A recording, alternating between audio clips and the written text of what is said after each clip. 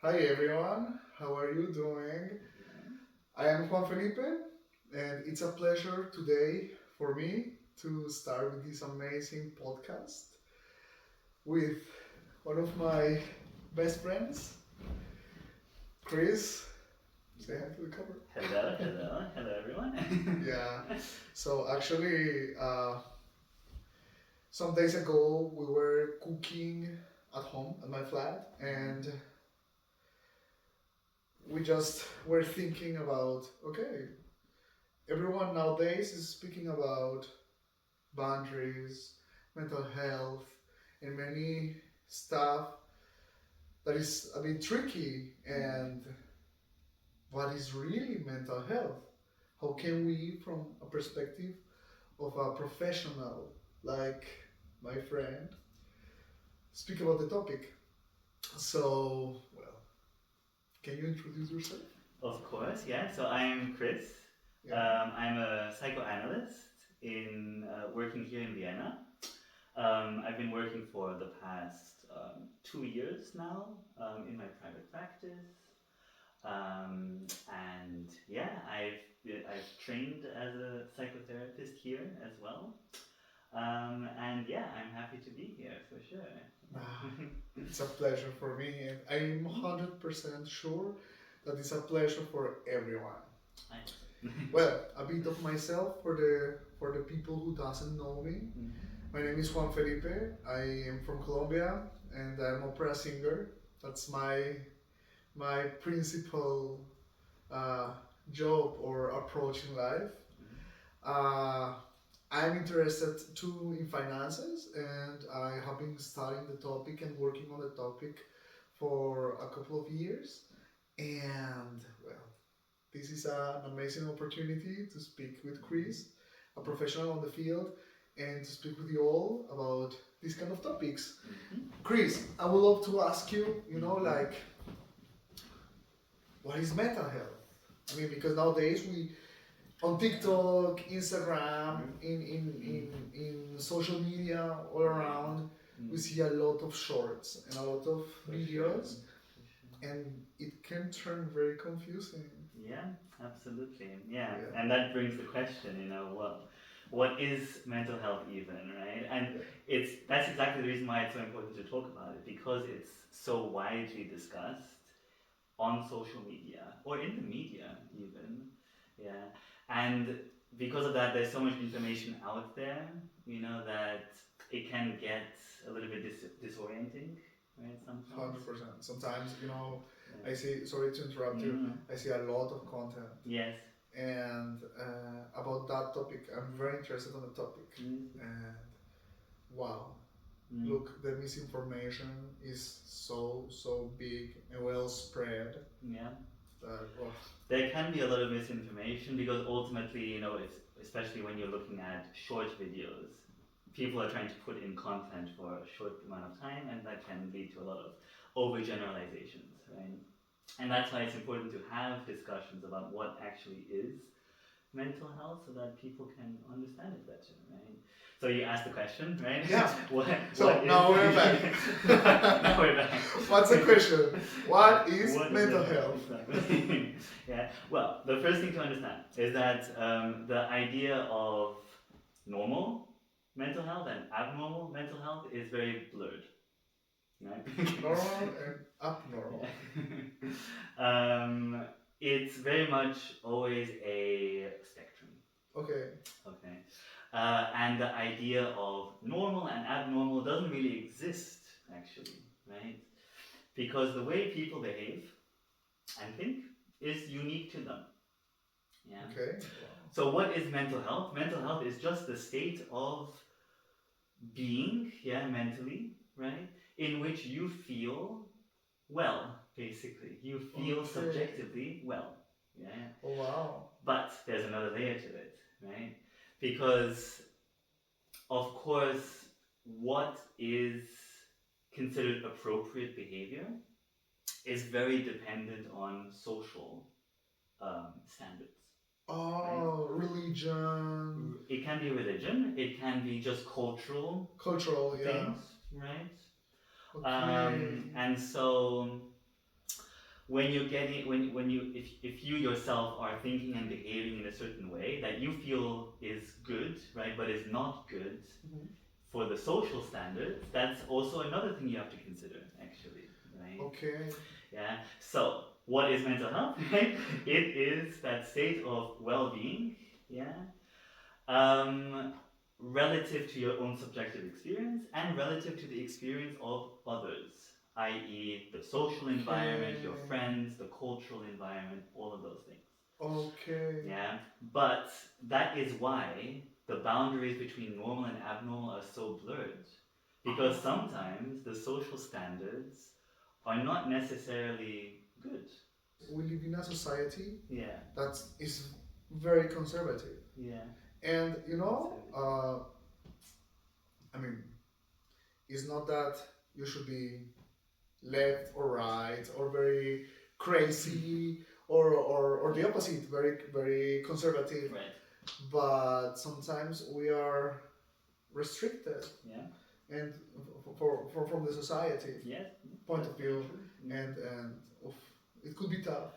It can be tough then, exactly. So, like for example, consider when homosexuality was considered, for example, illegal, many right? years ago. Or considered a mental illness, even not even illegal, but a mental illness, right? Or a body sickness. Yeah, exactly. It was very crazy. Yeah. Right.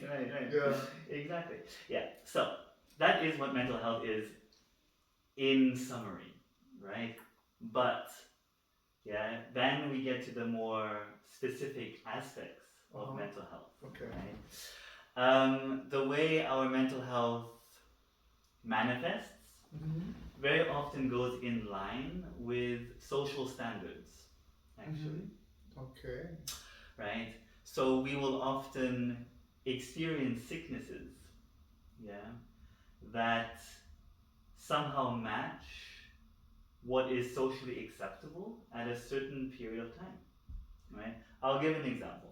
Yeah? In the 19th century, there was one illness that defined basically the 19th century: hysteria. Hysteria. Yeah, I'm pretty sure that a lot of our viewers have heard of that. Yeah. Guys, please write us if you heard in your life the term hysteria. Yeah. And the reason why it was so common is because, on the one hand, it was a bias of the mental health, of the psychiatric field at the time, and society at the time, where women who displayed certain rebellious attitudes were considered hysterical. Yeah. But so that's one thing. That's the reason why it was so common.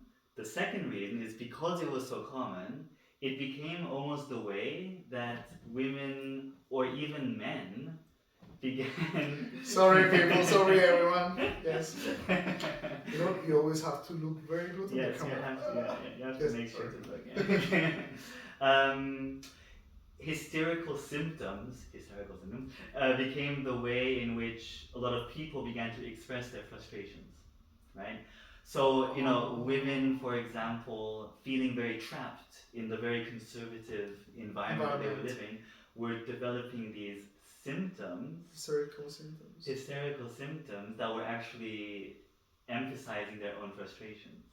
Oh my God, because when we speak about hysteria, when you say to me the word hysteria, immediately I think on the person or the woman that is like shouting, like, Wah! And that's how it started. Overreacting. That's how it started, right? So a lot of men were viewing a lot of women's behaviors as somehow rebellious. Right? And trying to show some kind of power against men. So they began accusing them of being hysterical, right? Exactly the same reason why in the Middle Ages a lot of women were accused of witchcraft, right? Whenever they were trying to be rebellious in some way, right? Yeah, I'm saying rebellious because this was an interpretation at the time, right? Exactly. What was really happening is that there was some kind of frustration in people that was being demonstrated, right? And it wasn't just women, it was everyone, right? It was just spoken about in a certain way, right? Okay. And that's Yeah, the and I problem. think when we speak about these kind of topics, and from a professional side, we need to be neutral, not subjective. Exactly, Yeah. exactly, right? And that is why when we're looking at mental health, we look at the inner experience, right? We look at the inner experience relative to the social environment, actually, Okay. right? Yeah. So we don't just look at what is being demonstrated mental health wise, i.e., the symptoms or like the behaviors and thinking. We look deeper than that. Yeah, we look at the background, we look at the socio-economic background, for example. Okay. All of those It's like things. a very holistic Yeah. thing and very, how can I say that, integral? Or, Integral, yeah, it becomes very integral for sure, yeah. And that becomes the problem with the current field of psychology, because psychology or the mental health field is very much dominated on the idea of symptoms, yeah, making a list of symptoms and giving a certain disease for those symptoms, yeah. And what this creates is it creates an environment, a social environment, right, where symptoms are concentrated on, specific symptoms are concentrating on. So people begin to demonstrate their mental health via these symptoms, right? So depression and anxiety are very common because that's the way that we've conceptualized these kinds of symptoms, right, into specific groups, yeah. And so people are demonstrating them more because that becomes the effective way of demonstrating their own suffering. Okay. If that makes sense. Nowadays, I mean, I'm not gonna say that it doesn't exist. Of course not. Please, people. No. But nowadays we speak a lot about depression, or a lot about boundaries, or a lot about many concepts, and it could be very, very confusing in social media. Look, Chris, we already did it many times. We were searching on TikTok and just scrolling and watching. Oh wow. I mean, what do you say about these kind of shorts that where the information is like a bit like, snaky or no, or sneaky? Sorry, English is not my mother language, so he knows me. So yeah, he understands. I can even say nothing, and he understands. What do you say about this kind of sneaky? Yeah, sneaky. Sneaky content, or this kind of confusing content? What is your point of view or your opinion? Yeah, I mean, I would say be careful, right, of that content. Of course, it's hard to know what is reliable and what is not reliable, right? Yeah, of course. That is why, whenever it comes to mental health topics, I would say go to a therapist. Much like when it comes to physical issues, you go to a doctor. With mental health issues, you go to a therapist. I mean, of course, if I want to check something on my larynx or in my lungs, I'll go to the specialist. Right, of course, yeah. But I know that there's an impulse to go to Google, Dr. Google, and ask, right?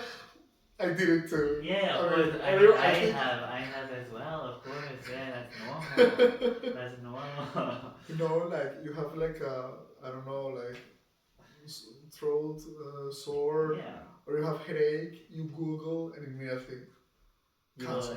Cancer, right? Or you'll die. Yeah, it's like, oh my god. And it's the same with mental health, right? So going on TikTok and getting mental health advice is exactly like that.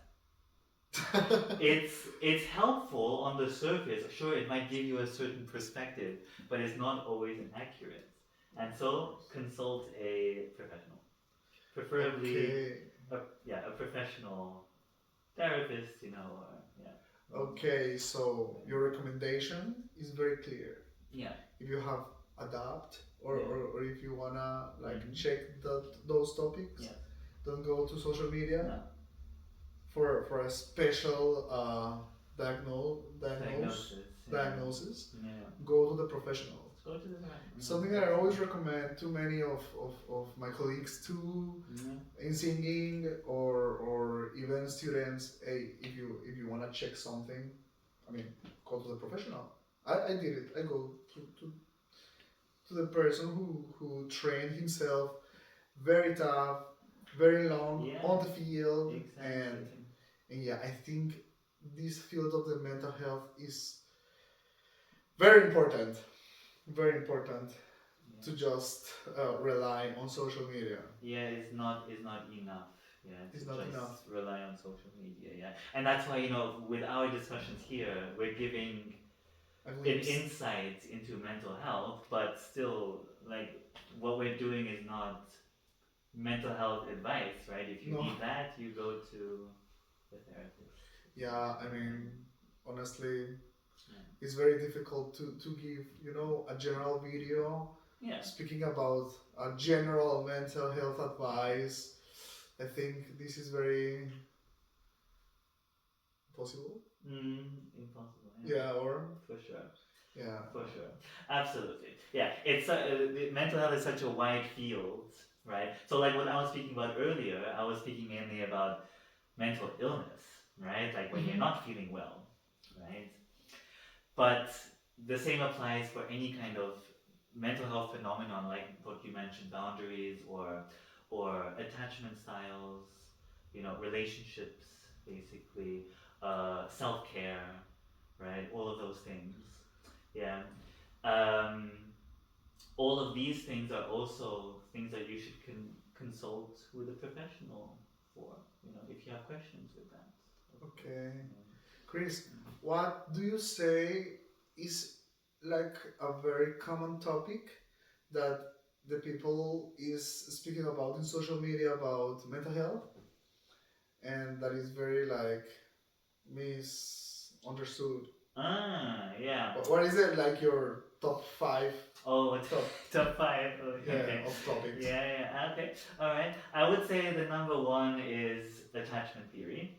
Attachment theory. Attachment theory or attachment styles, right? That's another way that is being spoken about. Secondly, I would say boundaries, right? One that you mentioned, of course, yeah. Boundaries. Thirdly, I would say, it's tricky. It's tricky. I would say narcissism. Narcissism, yeah. Narcissistic relationships, yeah. All of those things, like what to watch out for a narcissist, the traits of a narcissist, what to do in narcissistic relationships. Yeah, that's number 3. Yeah. The 4th. Yeah, that now it's getting even more tricky, right? Because I would say like those 3 are the most significant. Yeah. Yeah. The most significant, the ones that I've seen the most misinformation in. Yeah. Yeah. The rest of videos, I would say, is general like mental health topics. Like depression, let's say. Or I saw one TikTok video last night actually, about someone who was speaking about if you answer this question a certain way, it means that you may have autism. Yeah. Now she was clear. She said it doesn't mean that you do have autism, but you might have certain traits that lead you towards that. But even that, I think, is too generalized. Yeah. Way too generalized, and that was very misleading, I think. Yeah, I mean, I don't know. I don't believe on such tests. I don't know. No, I did a lot of tests. Yeah. And it's like at the end, I feel myself like in the Pottermore tests, like you are Gryffindor, Slytherin, or I mean, it feels like I think you cannot make kind of diagnosis. Yeah. Online with very little information of the person. I mean, no. And you need more information. Yeah, and these kind of affirmations, the consequences. Yes. I mean, the consequences that could mean for the person who is making the wanted to speak in German. I wanted to say the Prüfung, or this quiz, or Quizzes, these quizzes, or like, it's like the consequences could be very tough. It can be, and sure, if you want to do those tests, they're like fun tests to do, just to give an overview. But again, if you want serious mental health advice, you go to a professional. Like you. Yeah. Yes. Exactly. Like you. I mean, Chris, for the people who doesn't know much about us, again, we live in Vienna. Yeah. Vienna, Austria. Yes. And Vienna is a very special place for psychoanalysis and for this kind of topics. It was born here. Psychoanalysis was born here. Psychotherapy was born here. Actually, it was first created here. In the flat. Yeah. Maybe. Yeah. Of course. Yeah. Like. Of course. Yeah. 100 years ago. Exactly. Yeah. Can you tell us more about that? Yeah. Sure. So Sigmund Freud. Yeah. He worked here. Opened a doctor's practice, a neurological practice. He was a neurologist.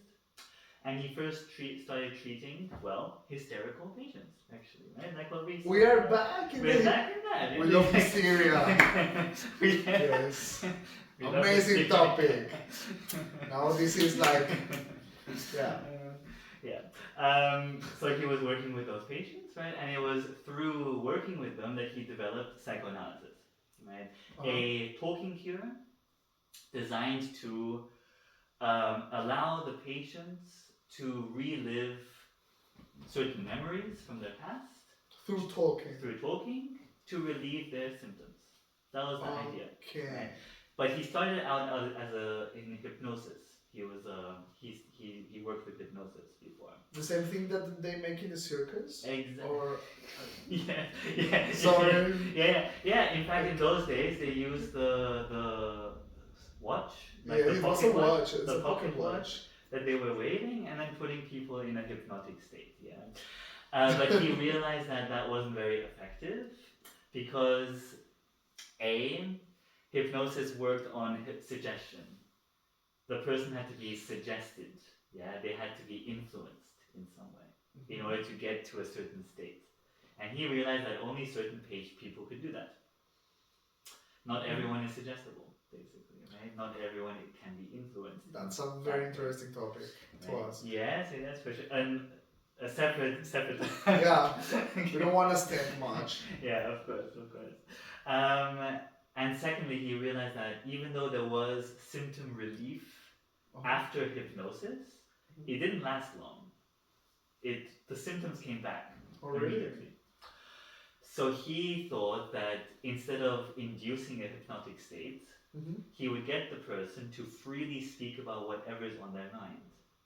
So opening up their mind to certain topics that they don't normally think about, brought them into a more freer way of thinking. Yeah. And that way they're able to relive certain memories and certain thoughts that were hidden. Like in a safe space. In a safe environment. Safe environment. Exactly. Okay. And the best way he realized for that to happen was for the person to lie down on the couch. Right? Do you want to lie down? Well,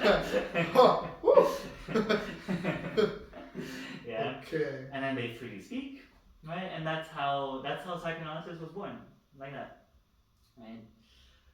Okay. And then other colleagues of his were interested in it, so he was creating a group of followers, you could say, right? Some of these followers... Yes, but it's not a cult. No, not a cult. No. Although it did take some very interesting forms. Oh, really? Where Freud would actually have weekly meetings, and all of his members wore rings. Like Lord of the Rings. Oh, wow. Yeah. Oh my god. And they would come to these weekly meetings and they would discuss patients, basically, with each other. It was like a supervision group. More like a guild. Or... Like a guild, you could say like a guild. Yeah, it's not a cult. No. Definitely not a cult. No, yeah.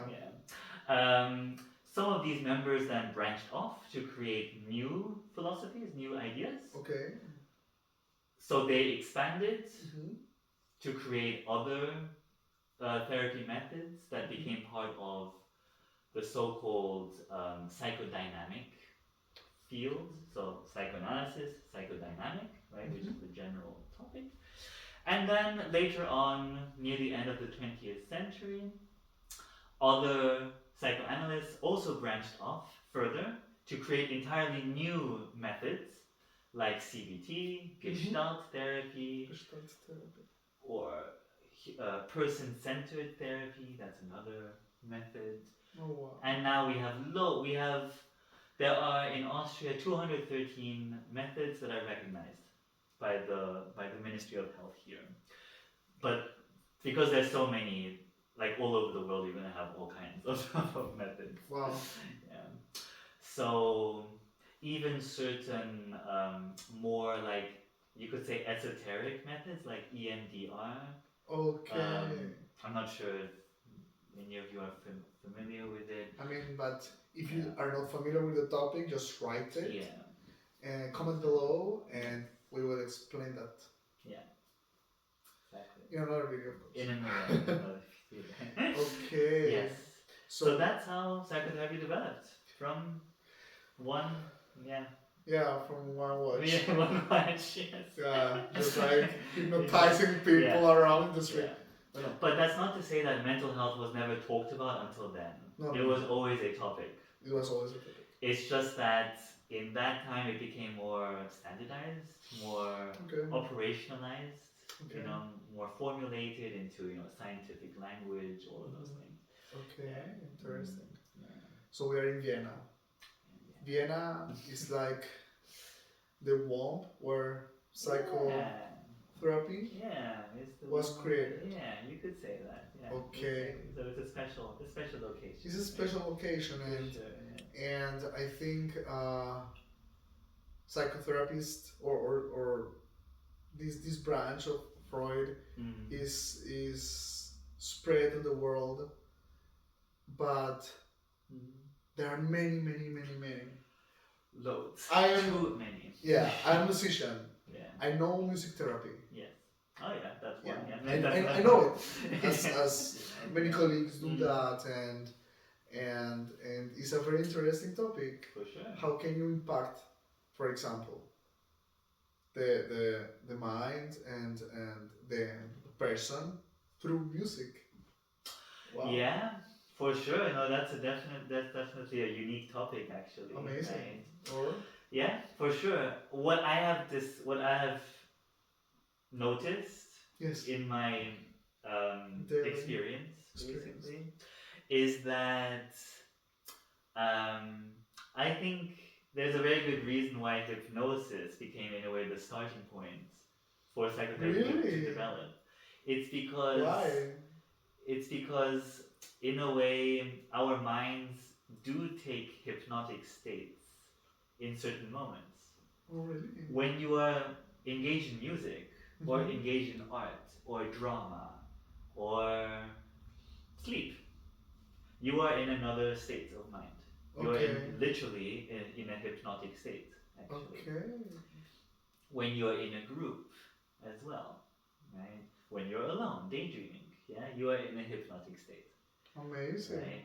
So basically, when we look at therapy methods, you are being put into a hypnotic state, more or less. Yeah, you're being put into another alternative state of thinking, and that helps. That leads to some kind of cure, whatever that cure is. Okay. So, like psychoanalysis puts you in a frame of mind where you're open-minded to talk about whatever is going on mentally, and your experiences in the past and the present, and that is also a hypnotic state, you could say. Okay. Right? Likewise, when you meditate, is also a hypnotic state. Okay, yeah, that's another thing. Nowadays is very well spread, the meditation and many like things in order to reach inner peace and what do you think? This question is a bit tricky, but what do you think? How much the past, the past experiences of a person can impact them or influence them? Yeah. For example, the childhood. Right. Yeah. So, of course, our childhood has a very important role. Yeah, I would say it's like a think of our mind like an onion, almost, or an onion or a building. Yeah, maybe that's a better analogy. Childhood is almost like the foundation of the building, from which the building is built. Right? Okay, like the layers of the onion.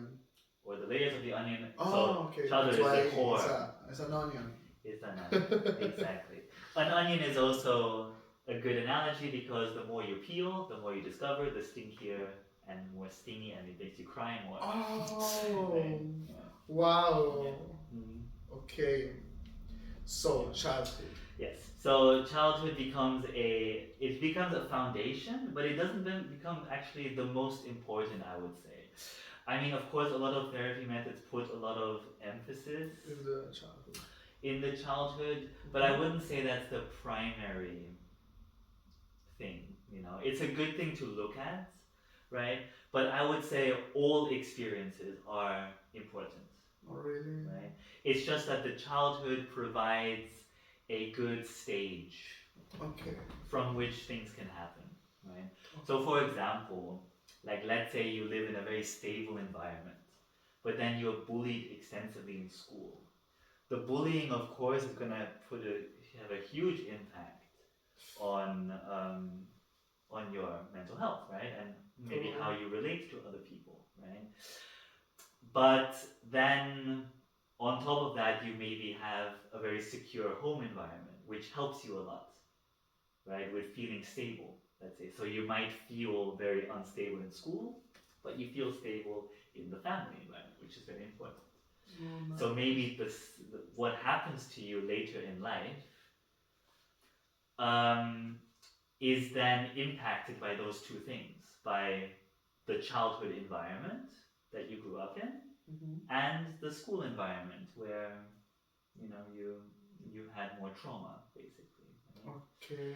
So basically, everything in your life has equal value, right? It's just that based on the sequence of events, the childhood is right at the bottom, and then everything else comes on top. Yeah, and we tend like to forget or like to put just dirt on. Exactly. Yeah. And when you think, you don't remember anything. Yes. You had no idea about that this thing happened in your childhood or in your school time. Right. And then, it was very traumatic. And then, everything goes to shit, basically. Yeah, it's related to. It's related to, yeah. Exactly. Yeah, so that's how it works, right? So it's not, so yes, childhood is important, but it's not the only important thing. Okay. You have to look at everything if you want to understand a person as a whole. Okay. Yes. Wow. Yeah? I mean, I think that today I learned a lot and the people learned a lot. Yeah, I hope so. It's an amazing topic, and for sure we will keep doing more videos about this huge world. Yes. I mean, each person is a mini cosmos. Yeah, exactly. Can you imagine how big is this topic of mental health? Exactly. It's so huge, and that's exactly why there's so many different methods, different philosophies of mental health. It's because everyone has different experiences. Yeah, and just with a small TikTok is not enough. No, it doesn't give you everything that you need. Yeah, of course. Yeah. No. So actually, this is a series. This is the first of a series of many videos that will come, and we want you all to help us to create this content. Yeah. So we will make some topics that we have like in the oven already. In the oven, yeah. But we want to hear you all. Any question, any topic you want us to discuss with this amazing professional, this amazing place, we will be very glad to speak about it. So, for sure. Thank you so much for today. Thank you. And we see you all the next time. Yeah, see you all next time.